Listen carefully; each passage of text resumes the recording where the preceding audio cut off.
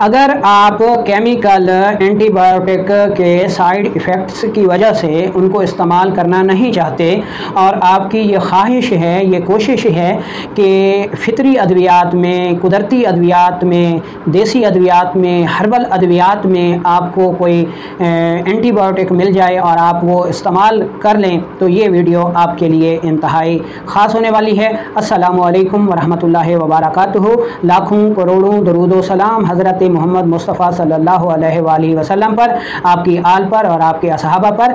मैं हूं आपका मेज़बान हकीम लियाकत अली खिची और आप देख रहे हैं हमारा यूट्यूब चैनल हर्बल वर्ल्ड। और मौजू है हमारा आज का जी के 3 मुफरद अज़ाए रईसा दिल, दिमाग, जिगर और इनकी ख़राबियों से पैदा होने वाले जरासीमी अमराज के लिए 3 हर्बल एंटीबायोटिक्स कौन सी हैं, उनके अफ़ाल क्या हैं। अपने टॉपिक की तरफ बढ़ने से पहले आपसे गुजारिश है कि अगर आपने हमारा ये चैनल सब्सक्राइब नहीं किया तो जल्दी से इसे सब्सक्राइब कर दें और साथ लगे घंटी के बटन को भी दबा दें ताकि तिब सेहत के मौजू पर हर नई आने वाली वीडियो आपको सबसे पहले मिलती रहे।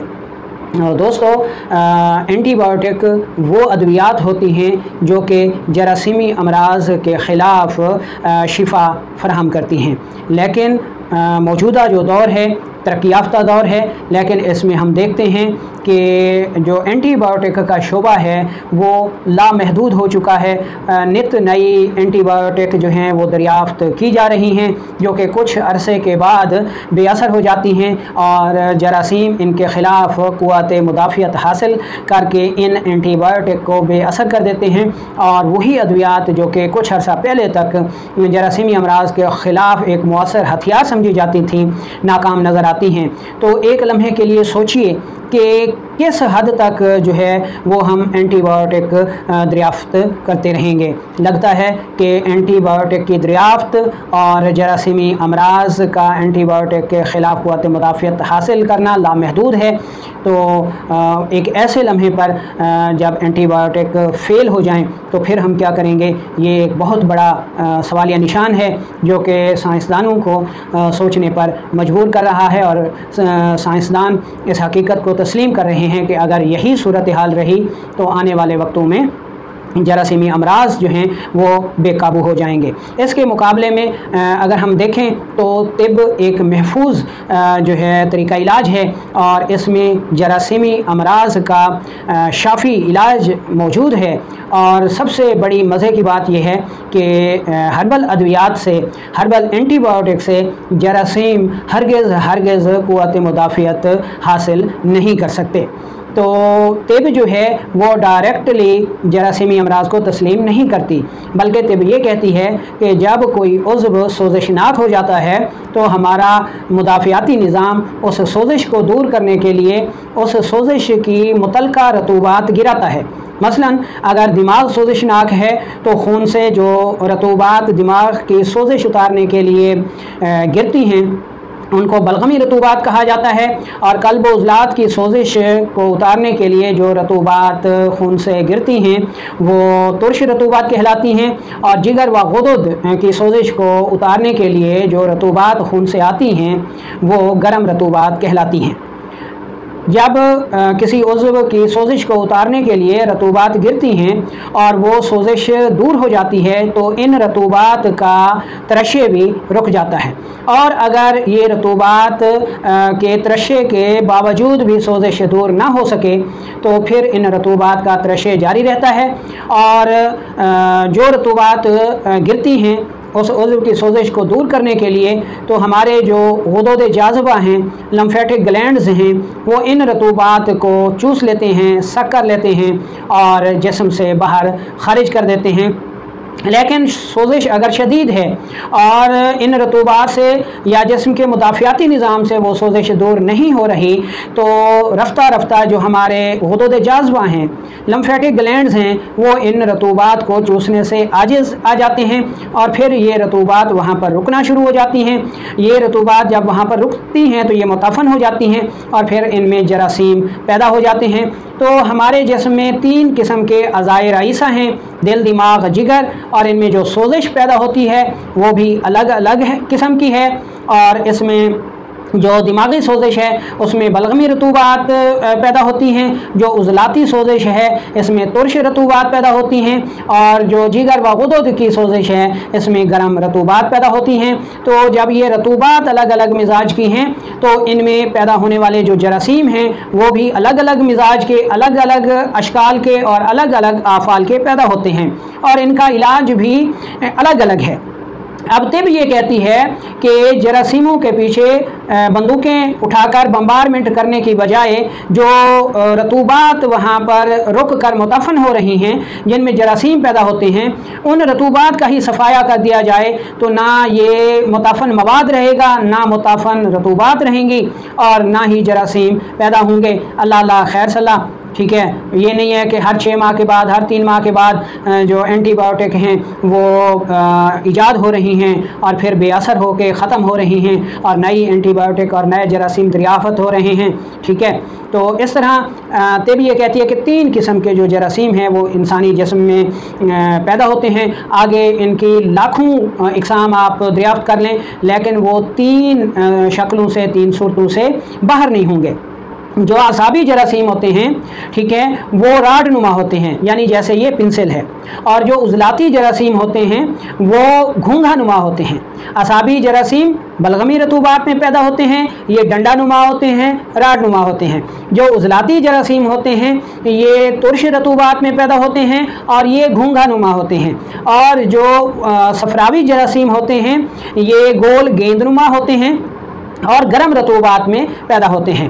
अब अगर कोई जरासीम पैदा हो गया है तो उसका माहौल बदल दें तो ना जरासीम रहेगा, ना उसकी रतूबत रहेगी, और ना ही ये जरासीम इन अद्वियात के ख़िलाफ़ क़ुव्वत मुदाफ़ियत हासिल कर सकेंगे।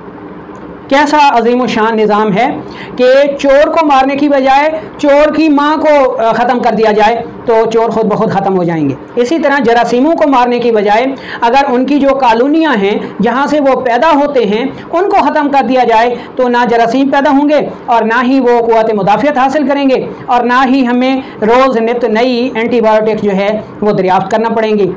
और अब हम चलते हैं इन जरासीमों के इलाज की तरफ और हर्बल एंटीबायोटिक की तरफ। हकीम इनकलाब दोस्त मोहम्मद साबिर मुल्तानी साहिब रहमतुल्लाह अलैह ने जरासीमों के लिए 3 किस्म के जरासीमों के लिए उन्होंने क्लासिफिकेशन कर दी इनकी, और इनके लिए 3 बेहतरीन जो है वो एंटीबायोटिक अद्वियात भी अपने फार्माकोपिया में दे दी और उनको सल्फा ग्रुप कहा।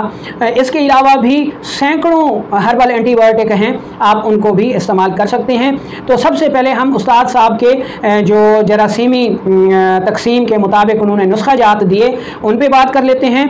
अगर दिमाग व आसाब की सोजिश की वजह से बलगमी रतूबात रुककर मुताफन हो गई हैं और उनमें राड नुमा या डंडा नुमा जरासीम पैदा हो गए हैं और आसाबी व बलगमी अमराज पैदा कर रहे हैं, जिनमें हैज़ा है, जिनमें मलेरिया है, जिनमें आतशिक है, तो उनके इलाज के लिए उस्ताद साहब ने जो एंटीबायोटिक नुस्खा दिया वो 3 अज्जा पर मुश्तमिल है। उसमें पहला है हलीला स्याह बरियाँ, दूसरा जो है आमला और तीसरा जो है गंधा कामला सार। तीनों चीज़ों को लेकर इंतहाई बारीक पाउडर कर लें और इसमें 1 ग्राम सुबह दोपहर शाम इस्तेमाल करें। तो ये बलगमी, आसाबी, राडनुमा, डंडानुमा जरासीमों के लिए एक बेहतरीन हर्बल एंटीबायोटिक दवा है और ऐसी दवा है जिसके ख़िलाफ़ जरासीम जो हैं वो कभी भी क़ुव्वत मुदाफ़ियत हासिल नहीं कर सकते, क्योंकि इस दवा का जो फ़ेल है वो ये है कि ये बलगमी मुताफिन मवाद को खारिज करती है